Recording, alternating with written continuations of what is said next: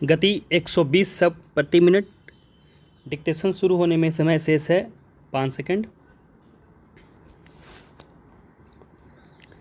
Ready, start. उपाध्यक्ष महोदय, वर्तमान वित्त अधिनियम सदन के सामने प्रस्तुत है। इस बिल पर मुझे बोलने के लिए आपने समय दिया, इसके लिए मैं आपका आभारी हूँ। इस बिल का एक विशेष महत्व इसलिए भी है कि यह संकट काल में पेश हुआ है। चीन ने हमारे देश पर हमला किया, देश पर संकट आया, राष्ट्र को चुनौती मिली और इस चुनौती को हम सब ने स्वीकार किया, जिसके लिए पैसे की आवश्यकता हुई। इसको वित्त मंत्री ने बड़ी कुशलता से देश के अंदर और देश के बाहर से जुटाया। इस बिल का महत्व इसलिए भी है कि हमारी पंचवर्षीय योजना के मध्य में ही यह बिल आया है। देश में बड़ी बड़ी योजनाएं अभी अधूरी हैं, जिनका पूरा होना देश के लिए बड़ा आवश्यक है। इसके लिए भी बहुत बड़ी धनराशि चाहिए। देश पर संकट आया और देश जागा, कोने कोने से लोगों ने पैसा और सोना दिया और अपने लड़के तक फौज में दिए। इस देश में किसानों और गरीबों का जो वर्ग है, उसने भी दिल खोलकर इसमें सहयोग दिया।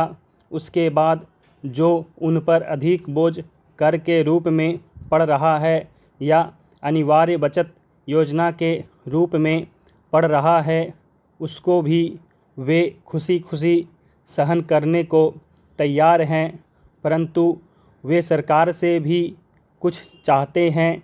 वे चाहते हैं कि उनकी जो गाढ़ी कमाई का पैसा है, खून पसीने का जो पैसा है, वह व्यर्थ के कार्यों में ना जाए और उसका सदुपयोग हो।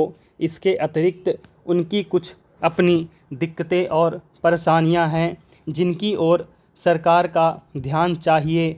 इस आपातकाल के समय में तो उनको इन आए दिन की कठिनाइयों से राहत मिलनी चाहिए।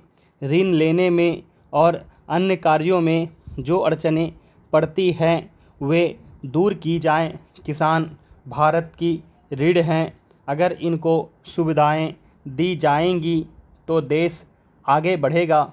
आज जहां देश के साधारण लोगों ने इस सरकार का हाथ बटाया, वहां एक वर्ग ने, जो कि धनी वर्ग कहलाता है, अपने साधनों के अनुसार सरकार के सुरक्षा कार्यों में सहायता नहीं की। मैं यह नहीं कहता कि उन्होंने बिल्कुल सहायता नहीं की, लेकिन अपनी स्थिति के अनुसार सहायता नहीं की। जहां तक योजनाओं का संबंध है, इस देश को समृद्धशाली बनाने के लिए योजनाओं पर काफ़ी काम हो रहा है। उपाध्यक्ष महोदय, इसमें कोई संदेह नहीं है, लेकिन कई स्थानों पर देखा गया है कि काफ़ी काम हो रहा है, जबकि कुछ को इतनी उपेक्षा की दृष्टि से देखा जाता है कि वहाँ काम ना होने के कारण वे इलाके विकास की दृष्टि से पीछे रह जाते हैं। मैं उत्तर प्रदेश का उदाहरण आपके सामने रखना चाहता हूँ। वहाँ पर चाहे उद्योग धंधों की योजना हो या किसी अन्य विकास के विषय में हो, दूसरे राज्यों की तुलना में वहाँ बहुत कम काम हो रहा है और वह पिछड़ता ही चला जा रहा है। माननीय अध्यक्ष महोदय, इस विधेयक के संबंध में इस सदन के इधर के बैठने वाले लोगों ने और उधर के बैठने वाले लोगों ने बहुत सी बातें कही हैं।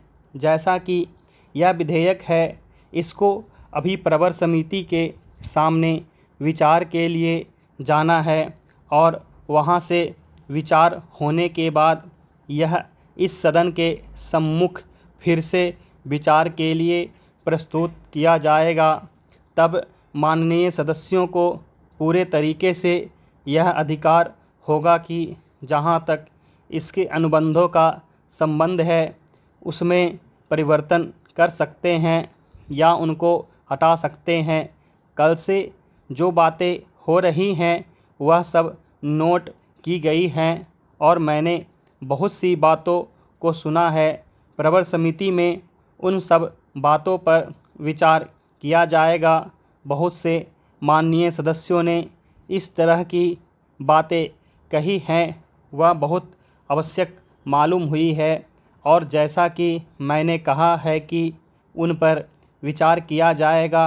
जहाँ तक सहकारिता का संबंध है, चाहे इधर के बैठने वाले माननीय सदस्य हों, चाहे उधर के बैठने वाले माननीय सदस्य हों, सबकी यह मांग है कि जब हम जनतंत्र में विश्वास करते हैं और अपने यहाँ प्रजातांत्रिक प्रणाली कायम कर ली है और जबकि देश में गरीबी है और उसका गलत लाभ भी उठाया जाता है, तब सहकारिता की बहुत आवश्यकता है।